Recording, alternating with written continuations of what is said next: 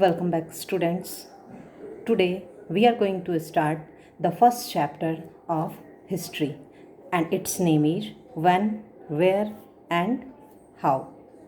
Now we will see the contents of this chapter: meaning of history, need for studying history, understanding dates, periods, and periodization, sources of ancient Indian history, geographical location, and its impact on history. Now we will talk about the history maker.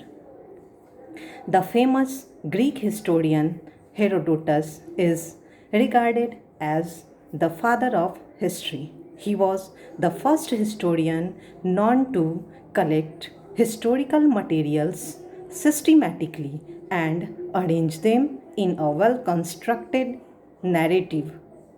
Herodotus's histories, a celebration of the Greek victory over the Persians, was written in the mid 5th century BCE. Students, this picture that we are seeing here is of a great man named Herodotus, and he was the famous Greek historian regarded as the father of history. And the histories of Herodotus tells us about the celebration of Greek victory over Persians written 450 BCE. Now turn the page.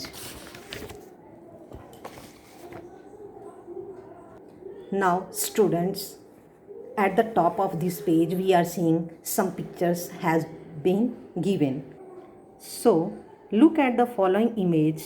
The objects shown in the image are the sources that archaeologists use to study the past. Write whether they are archaeological or literary sources in the provided space. So, students, you just have to write the name of the source below the picture. Okay? Archaeological or literary. Okay? Now, students, before proceeding this chapter, it is very important for you to know that what is the difference between archaeological sources or literary sources. So, let's begin archaeological sources. Archaeological sources include materials, things like artifacts, buildings, inscriptions, coins, etc. While as literary sources include written literature in the form of books, plays, poems, etc. Now I start from here. You will now be studying history as a subject in classes 6 to 8. You will study Indian history from the earliest time to the present.